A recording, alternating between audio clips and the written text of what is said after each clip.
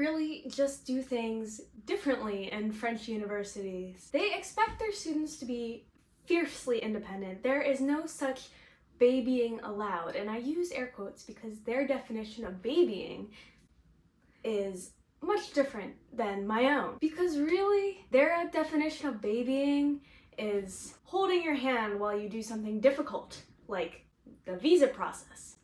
There really is very little help that they give.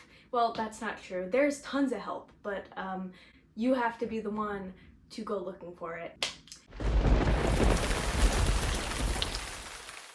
How's it going, folks? I hope you're doing well. Today we are going to talk about the trials and tribulations that went into studying abroad at Sciences Po. I studied abroad last winter term. So just as a quick disclaimer, I do want to say that I have only experienced the Paris Sciences Po campus. I've only experienced a number of classes there, number of professors. You get the gist. Obviously, anyone else's experience is going to be very, very different. That being said, I did get the sense that there were some overwhelming similarities between my experience and a few other international experiences. But that also being said, I am coming to you from an American lens, comparing Paris to America. I just want you to be aware of the differences that I noticed. I'm here to run you through all of the things that tripped me up so they don't have to trip you up. You can just totally bypass that whole experience. Lucky for you. Other than a 23-slide PowerPoint presentation that was shared with me, I had zero help with the visa process. There was absolutely no help with arrangements. That includes housing, that includes class picking, general visa stuff, zero help. And the other problem with that is that from the moment that you receive your letter welcoming you into the Sciences Po program to the time that you start your classes there is probably 4 or 5 months. And during these 4 or 5 months, for the visa process, you need to go through 3 different French bureaucratic offices. And I don't know if you have dealt with any one French bureaucratic office, but you'll know that it takes forever to get anything done. It was so frustrating. It was so frustrating, but I will tell you, on the happy note, getting there, getting the visa, that was the most difficult part of the whole experience. I mean, classes weren't so easy either, but that's not what I'm talking about right now. So, given that you have very little help, also known as zero, with your housing arrangements, there are a multitude of different options that you can take. I chose to do a homestay. I really wanted to improve my French, and I absolutely did through this method. I was basically adopted into a French family, but I will say, as a young person, you know, that comes with a few other responsibilities, aka don't come home too late, aka you cannot bring a single friend over during the entire time. At least that was one of my rules at my place. You can do an Airbnb, which gets pretty costly, or you can even rent your own apartment, which I've had some people do. I will say, going back to French bureaucracy, getting your own place is really tough because most likely you'll need a French guarantor, which means you need a French person, I believe, in like some high level of something that can vouch for your credit, basically. Vouch for your character. And most people probably don't have that. Another thing is that I've had friends who have done Airbnbs just to like get the whole process out of the way, and then they've been required to turn on their own Wi-Fi. So they have to call their own Wi-Fi gas heating company and request them to turn it on, and they have to do this in French. And for some people, that's, for most people, for everyone, actually, even if you're French, that's a lot. That feels like something that shouldn't happen at an Airbnb, but whatever, who am I to judge? The other thing I will say is, like, feel free to search Facebook listings if you're looking for arrangements. Be very wary of scams because this is where a lot of those happen. But for my housing right now, twice in Chicago, once in Berlin, I've been very successful finding a place to rent on Facebook, which is kind of hilarious, but that's okay. The other thing that drives me insane is that most places will require you to do banking through a French bank account, which is great, except to open a French bank account, you need a address and or a French person to come with you, because generally French banks will not even open a bank account with you unless they think that you are a good, reliable person, and apparently you're probably not going to be if you can't even speak French with them.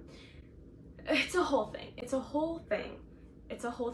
So you need a French bank account to get an address, but you need an address to get a French bank account. It's just like, I don't get it. I don't get it. And there are ways around it for sure, but I don't get it. Okay, this doesn't really have anything to do with the video, but one thing I do want to say is know how you're getting from the airport to your accommodation. This is one area that I overlook. And after I get off a 6, 7, 8 hour flight, navigate the wild airports where they may or may not have lost my bag, I don't really want to deal with taxi service, blah, blah, blah, blah. I will say that the metro is an incredible way to get around Paris, but it does take about an hour and a half to get from Charles de Gaulle to the center of the city. So on to classes. Again, I had next to no help with this. I don't know if you had the same experience or if you're watching this video to hear about mine, but basically they required me to do some research, pick my classes ahead of time, and then I could work with my advisor to fulfill my degree requirements at my home university. And so the day came when I needed to pick my classes. That day started at 4 a.m. because that is 10 a.m. French time when the French kids were picking their classes. And as you might have guessed, if you are there at 4 a.m. 01, you probably won't get even your 10th choice of class, which, would honestly be fine, because when I showed up there at 3:59 a.m. on this website, 80% of the classes that I had thought I was going to take were just simply not listed. So I had 30 seconds of panic, and then I just zipped through and picked what classes sounded close enough. It did come back to bite me later when my transcripts came back and I had to fight my advisors to see if I had to take another semester of school. So yeah, be extra diligent with your research in the courses. Another thing that was surprising to me is I was told that I was going to be in a class with a bunch of international students and maybe a few French kids here and there, but that was not the case, because when I got there, probably 80 to 90% of my courses were French students, which again, fine. But that also meant that I was competing at a university level in a French university with French as the language of instruction with 18, 19-year-olds who had spent their whole lives in French mode, French culture, French language, and I'm over here knowing very little about that. That was a bit off-putting. It ended up being just fine, honestly. But it was like to arrive and to really not know what's going on, but everyone else absolutely knew what was going on. That was like, I will say that the teachers are extremely sympathetic to international school kids. They grade you so kindly. My hope is that this video will not scare you out of entertaining the thought of going to Sciences Po, if that is a thought in your brain. The French grading scale is from 0 to 20. 20 being reserved for God. No one ever gets a 20, that's 100% basically. Most people get around somewhere between 12 and 15. If you show up to class every once in a while and do assignments every once in a while, you won't get less than a 10. And for you Americans, I assume you are because you're watching this video, a 12 is a B+. If you show up to class, do some of the assignments, you will probably get at least a C. That's a pretty good deal to me. So while I have found that the teachers are, usually pretty good about international students, a majority of them, in my experience, had no interest in meeting me after class or giving me extra tutoring hours. I mean, these people, they have full-time jobs and they're just spending a couple of hours at Sciences Po teaching these kids. A lot of them haven't trained to be educators. They are just giving the facts more or less on what they do in their field of study, in their field of work, basically, their field of expertise. So that was troubling at moments, but I will say again, following the babying thing, even though Sciences Po does not necessarily advertise for, tutoring, administrative help and stuff like that, our whole office is dedicated to that. But the expectation is for you to go to them. So another thing, I had an emergency and I ran out of birth control a couple months into Sciences Po. I thought it was going to be a huge deal because, I know people are weird with the prescriptions being different from country to country. I had no idea what was going to happen. I basically went in and said, this is the brand of birth control I use, and I just ran out, and she's like, oh, okay, here you go. Wrote me a prescription, and I went to the nearest pharmacy and I filled that. Easy peasy. So people are there to help you, but they need to know that you're also going to put effort in, which is interesting, and I kind of appreciate that. Another thing I really wanted to tell you about was the class structure. I don't think it differs very much among European schools, but again, as an American, it's different. My classes met one time a week for 2 hours, I believe. While there was rarely written homework, there were plenty of readings, but also because I took a lot of humanities courses, I did find that in general they did want you to speak and participate in class. I find that in America, most of the work is done outside of the classroom, brought back, and then it's like a lecture. Whereas in France, it's 100% the opposite. Everything is done in person, face to face.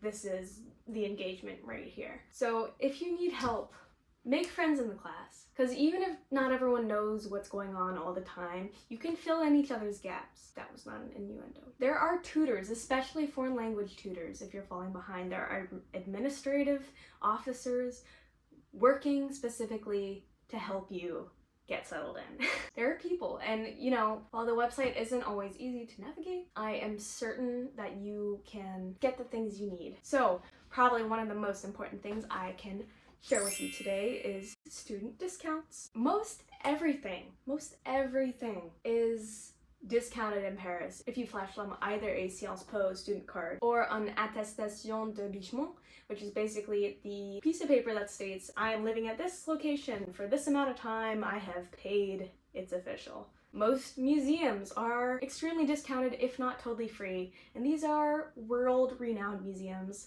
The Louvre is free to you, the Musée d'Orsay is free to you, plenty more, but those are the ones that I could think of off the top of my head. Another thing you can get discounted is your housing. If you're a student, you can either probably get APL or CAF. Either of these will give you reimbursement on your monthly housing. I've seen people get reimbursement on their Airbnbs, on their homestays, on most anything, and all you need is a sweet little French bank account. So another thing is student life is so very different over there. Everyone seems to know about the American education experience. They know about fraternities, they know about sororities, they know about cheerleaders. I've had people come up to me and ask me if those big yellow buses are real or if those are just in the movies. These are things they just don't have over there. And I find that most every French university does not have this big cooperative space for its students to just work or socialize or get things done. That's just not part of the student culture in Europe, I think. Only while I was there did they open the doors to the new campus at the Sciences Po Paris campus. That was the closest thing that they had to a large cooperative environment. And I will say, I spent a lot of my time there and I met a lot of people there and that was great. Following that line of thinking, Sciences Po has, I think, 4 major student clubs, which are all very prolific. They do a number of events every month. They have movie nights, they have drag nights, they have bar crawls, they have concerts they threw, they have activists come and speak, speaker events, most anything you can think of. But unlike American student clubs, they don't really advertise themselves. You have to go and get up and work. Just kidding. You have to go and declare yourself interested, and then they will take you under their wing and basically adopt you. All in all, the whole thing is just so much more independent, so much more anonymous, and whether or not you think that that's better or worse than the American system, you will grow so significantly. I cannot recommend this experience enough. Sciences Po was such a turning point of my life, and I hate to be that asshole that's like, Yes, Paris changed my life. But it really is so true. And wherever you decide to study, whatever you decide to study, it's gonna put you in some pretty awkward situations, and you're gonna be so much stronger for it. And you're gonna come back with so many stories. It's just gonna be so good. It can be very difficult to meet new people, especially when the culture seems so much more closed off than American culture. But once you do make friends, and you will make friends if you go and you put yourself out there and you try things and you explore your hobbies in a new place, once you make those friends, you will have them for life. That is the real gift of Sciences Po. So yes, if any of you are thinking about doing this incredible exchange, or maybe just going out and getting your own licence there altogether, feel free to drop me a comment. We can speak privately. I would absolutely love to get your notes and hear about your plans. Other than that, I hope you have an incredible day, and à très bientôt. Bisous. We're sorry, the number you have dialed is not in service at this time.